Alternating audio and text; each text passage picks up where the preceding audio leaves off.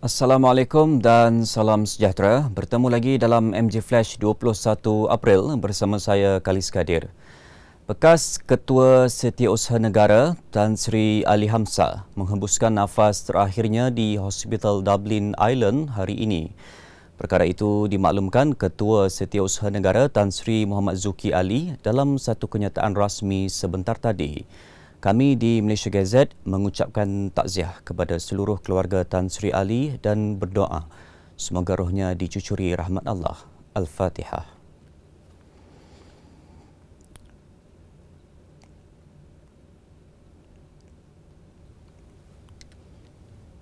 Baik, kita ke berita seterusnya. Penyertaan secara aktif 4 peguam pemerhati yang dicadangkan oleh Tunku Mahkota Johor Tunku Ismail Sultan Ibrahim akan memberikan keadilan terhadap remaja sindrom Down Bella dan tertuduh Siti Bainun Ahmad Razali. Bercakap kepada Malaysia Gazette, Ketua Pasukan Pembelaan Siti Bainun, Nur Aminatul Mardiah Maknor berkata, pihaknya berbesar hati dengan penyertaan 4 orang peguam berkenaan yang menyaksikan sendiri perbicaraan yang sedang berlangsung. Nur Aminatul berkata, pihak pembelaan tidak akan menolak atau mempertikaikan penyertaan keempat-empat peguam yang dicadangkan oleh Tunku Ismail itu. Tegasnya, ia penting demi keadilan kedua-dua pihak iaitu mangsadara dan pengasas rumah bonda. Ditanya sama ada pasukan pembelaan berasa tertekan dengan kehadiran keempat-empat peguam pemerhati berkenaan, Nur Aminatul Mardiah berkata, pihaknya tidak merasakan sebarang tekanan. Semalam, Hakim Izraeli Zam Sanusi membenarkan permohonan 4 peguam dilantik oleh Tunku Ismail untuk bertindak sebagai peguam pemerhati dalam perbicaraan kes pengasas rumah bonda yang didakwa mengabai dan menganiaya Bella. Hakim Izraeli Zam Sanusi memutuskan demikian selepas peguam Khairul Anwar Rahmat memaklumkan bahawa dia dan 3 lagi peguam telah dilantik untuk menjadi peguam pemerhati bagi pihak Bella. Susulan insiden lolos di Depot Tahanan Sementara Sungai Bakap, Pulau Pinang awal pagi semalam, Jabatan Imigresen Malaysia JIM menafikan dakwaan kononnya punca kejadian adalah disebabkan seorang tahanan tidak diberikan rawatan sewajarnya sehingga meninggal dunia. Ketua Pengarah Imigresen Datuk Khairul Zaimi Daud berkata, kematian tahanan itu hanyalah disebabkan sakit biasa. Satu kematian kerana sakit biasa yang tidak ada kena-mengena dengan rusuhan atau kejadian pada pagi tadi. Beliau berkata demikian pada sidang media selepas Majlis Anugerah Perkhidmatan Cemerlang JIM 2021 di Kementerian Dalam Negeri semalam. Selain itu, Datuk Khairul Zaimi berkata, berdasarkan trend tangkapan, kebanyakan mereka menuju ke arah selatan. Katanya, setakat pukul 6.10 petang semalam, JIM dengan kerjasama pelbagai pihak telah berjaya menahan semula 385 tahanan daripada 528 orang yang lolos.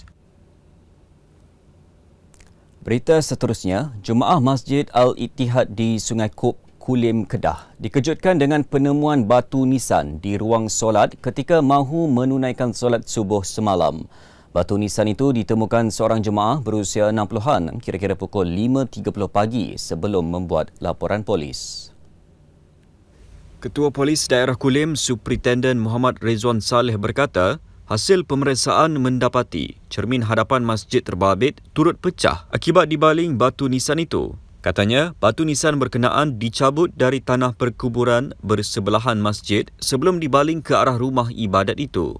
Tambah beliau, semakan menerusi rakaman kamera litar tertutup CCTV masjid mendapati kejadian itu dilakukan seorang lelaki yang memakai jaket dan berseluar jeans berwarna biru. Dalam kenyataannya, Muhammad Rezwan berkata, kejadian dipercayai berlaku antara pukul 3 hingga 4 pagi dan usaha mengesan suspek sedang dijalankan. Ujar beliau, motif kejadian masih dalam siasatan dan kes disiasat mengikut Seksyen 295 Kanun Kesiasaan.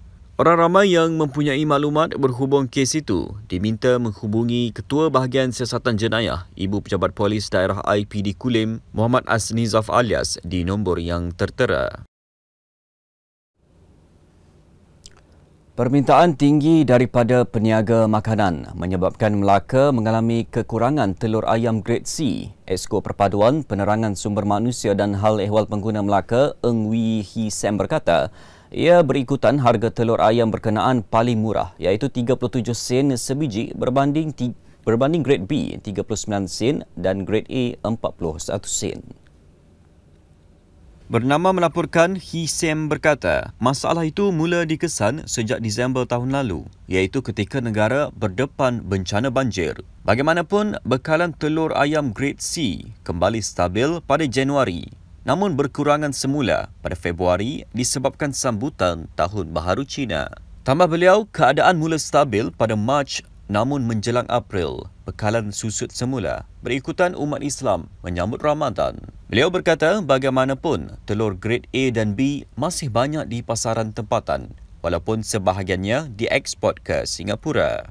Menurut Hisam, beliau difahamkan masalah itu bukan hanya berlaku di Melaka sahaja, malah melibatkan negeri-negeri lain juga. Justru, beliau menyeru para peniaga makanan membeli juga telur ayam grade A dan B kerana perbezaan harga hanyalah 2 sen bagi setiap grade. Berita seterusnya, Plus Malaysia Berhad Plus akan menambah jumlah pasukan Plus Ronda kepada 520 bagi membolehkan kekerapan rondaan ditingkatkan.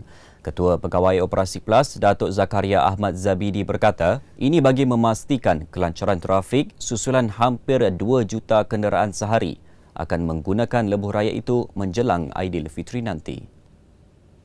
Menurut Datuk Zakaria, angka itu dijangka berlaku pada 29 April hingga 9 Mei. Sehubungan itu, Plus akan menempatkan trak tunda serta kren di lokasi kritikal bagi memudahkan proses pengalihan sekiranya terdapat kerosakan kenderaan. Tambah beliau, Plus juga bersedia untuk mengaktifkan laluan kontra di lokasi tertentu dengan bantuan polis. Malah, Plus akan meneruskan kolaborasi bersama agensi penguatkuasaan dan kecemasan seperti polis, Jabatan Pengangkutan Jalan JPJ dan Jabatan Bomba dan Penyelamat untuk keselamatan pengguna.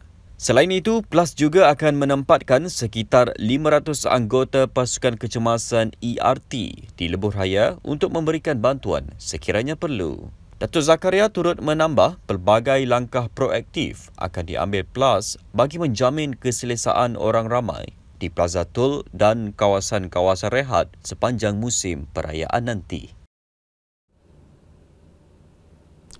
Kabinet memuktamadkan untuk meneruskan projek perolihan kapal tempur pesisir pantai LCS semalam.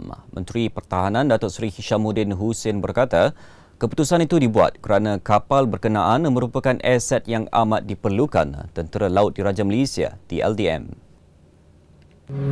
Sebab tu saya nak tekankan, pertamanya kita cari jalan juga untuk menjayakan LCS ni kerana TUDM.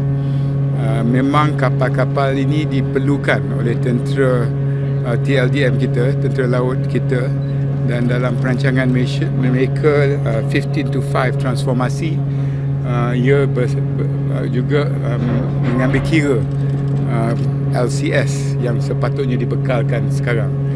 Kedua, vendor-vendor. Kalau sekiranya kita tak teruskan dengan projek ini, 400 vendor akan terlibat yang melibatkan implikasi kewangan sebanyak 4 bilion ringgit dan 100 daripada syarikat vendor ini milik rakyat Malaysia dan daripada 100 ini 90% daripadanya merupakan veteran ATM. Jadi dua perkara pokok tadi telah mendorong kita untuk memikirkan cara bagaimana dapat menjayakan dan meyakinkan jemaah menteri pagi tadi. Beliau berkata demikian selepas majlis iftar bersama pegawai dan anggota TLDM di atas kapal KD Mahawangsa di perairan Pulau Pangkur semalam. Dengan itu, sekian dahulu MJ Flash buat masa ini. Teruskan bersama kami untuk mengikuti perkembangan terkini di platform media sosial Malaysia Gazette di Facebook, Twitter, Instagram dan YouTube atau melalui portal di www.malaysiagazette.com. Assalamualaikum dan salam hormat.